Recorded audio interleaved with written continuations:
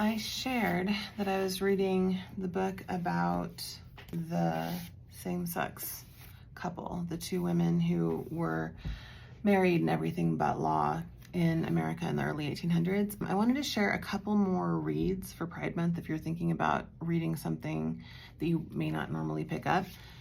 I wanted to do some trans books because I feel like it's easier to find books about same-sex couples and same-sex families than it is to find books about couples where somebody or both people are transgender. So last summer, I think so, yeah, I taught a class on complex family histories, basically just family trees that didn't fit neatly into the, here's the father and the mother and their children pattern. And so one of the lectures that I did was about transgender people and doing their genealogy and looking at families where somebody's transgender. And here's two of the books that I recommended. This one's called Transgender History. It's a little bit, it's not dense. I would say it's the only reason it's a little bit of a hard read is it's a little depressing because a lot of the history of transgender people is frustrating. And this book is comprehensive, but I don't know that it necessarily grabbed me.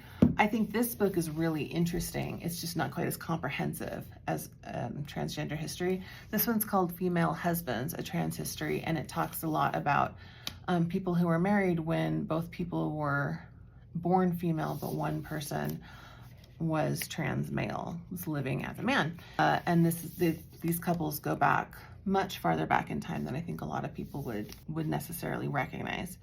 So that's a really interesting book. And then if you were trying to understand the trans thing or the queer thing, maybe you've got somebody in your family tree that now identifies with these labels, but you don't really understand the labels and it's kind of confusing.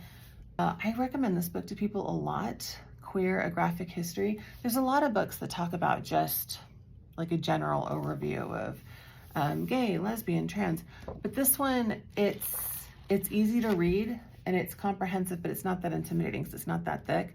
So if you're really like, you want to understand or at least get some idea of like, what do you know, what do you not know? I think this is a good starter book. So if you are starting from absolute zero, I would say start with this one. And then if you want to be entertained, I would go with Female Husbands. And then if you just want the whole kit and caboodle story, Transgender History.